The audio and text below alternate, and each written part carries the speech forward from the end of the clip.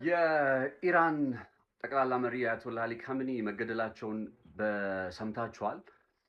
አሁን ላይ እየወጡ ያሉ መረጃዎች እንግዲህ የአያቶላ አሊ ካሚኒ ግድያ እንዴት ተፈጸመ የሚለው ነገር ላይ የሚያተኩሩ እየሆኑ መጥተዋል።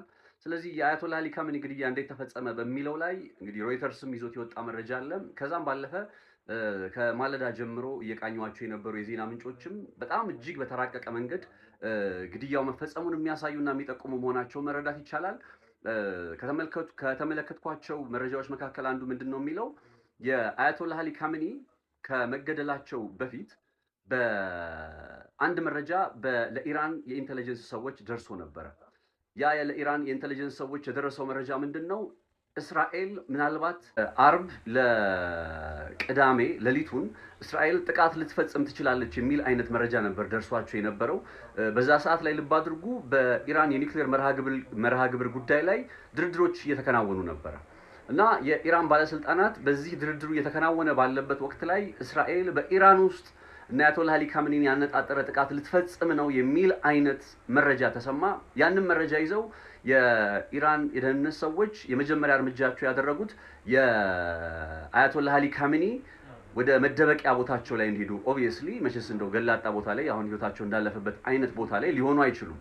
በተለያየ መንገድ መደበቅ የሚችሉባቸው ከእስራኤል ጥቃት ሊያመልጡ የሚችሉባቸው አይነት የተለያዩ የሰሯቸው ያዘጋጇቸው መንገዶች አሉ እና ወደዛ ቦታ ላይ ገብተው ከፍተኛ አመራሮቻቸውን ይዘው ወደዛ ቦታ ላይ እንዲገቡ ተደረገ። አርብ ማታ ላይ ስብሰባ ነበራቸው የኢራን ከፍተኛ ባለስልጣናት ማለት ነው። ከዛ ይሄ በኢራን ላይ ጥቃት ሊሰነዘር ይችላል የሚለው መረጃ ከተሰማ በኋላ ያንን ስብሰባ ወደ መቼ አዘዋወሩት? ወደ ቅዳሜ ጠዋት አዘዋወሩት። እንግዲህ ልብ አድርጉ፣ ባለፉት በርካታ ወራት የእስራኤልና የአሜሪካ የስለላ ስራዎች በትክክል አያቶላ አሊ ካሚኒን ሲከታተሉ ቆይተዋል። ነገር ግን ያው ጥቃቱን ለመፈጸም ኦፊሻሊ የጦርነቱ ጅማሬ ሊሆን ስለሚችል ከእይታቸው እንዲወጡባቸው አይፈልጉም ነበርና እየተከታተሏቸው ከቆዩ በኋላ አርብ ለቅዳሜ ጥቃት ሊፈጸም ነው የሚለው መረጃ ተሰማ። እሱም መረጃ ይዘው ሁሉም የኢራን ባለስልጣናት ራሳቸውን ደህንነታቸው ሊጠበቅ ወደሚችልበት ቦታ ላይ ተደበቁ፣ ተሸሸጉ። ከዛ በዚህ መካከል ሁለት ነገሮች ተሰሙ። የመጀመሪያው ጉዳይ እየተከናወነ ያለው የድርድር ሂደት አይ ቲንክ ኦማን ውስጥ ነው እንደዚህ እየተከናወነ ያለው የድርድር ሂደት በሰላም መጠናቀቁን ወይም ደግሞ ወደ ስምምነት እየመጣ መሆኑን ኢራንም እንትን እያለች መሆኑን ኢራንም እየተስማማች መሆኑን የሚገልጽ አይነት መረጃዎች ወጡ። በቃ ድርድሩ በሰላም እየተቋጨ ነው በሚለው ጉዳይ ላይ መረዳት ተያዘ። አርብ ለቅዳሜ ሌሊቱንም ምንም አይነት የተፈጠረ ጥቃት የለም። ምናልባትም ለዚህ ጉዳይ በቃ በኦማን ውስጥ የሚከናወነው ድርድር በተስፋ ሰጪ ሆኖ እየተጠናቀቀ በመሆኑ ነው የሚል አይነት መረዳት በኢራን ባለስልጣናት ዘንድ መጣ።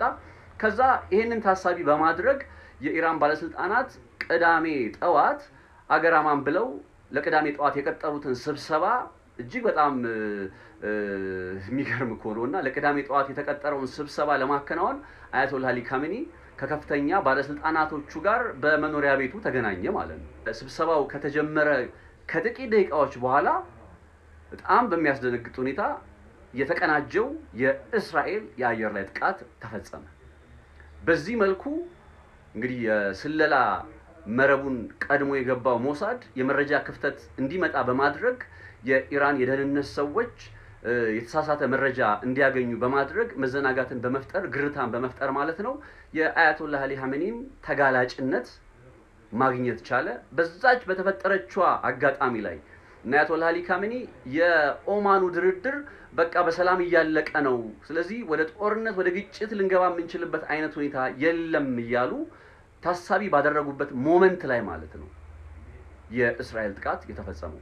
ስለዚህ በእንደዚህ አይነት መልኩ ነው እስራኤሎች ከአሜሪካ ጋር በመሆን አያቶላ አሊ ካሚኒ ላይ እንግዲህ ጥቃት ወይም እርምጃ ወስደው ህይወታቸው እንዲያልፍ ወይም እንዲሞቱ ማድረግ የቻሉት ማለት ነው።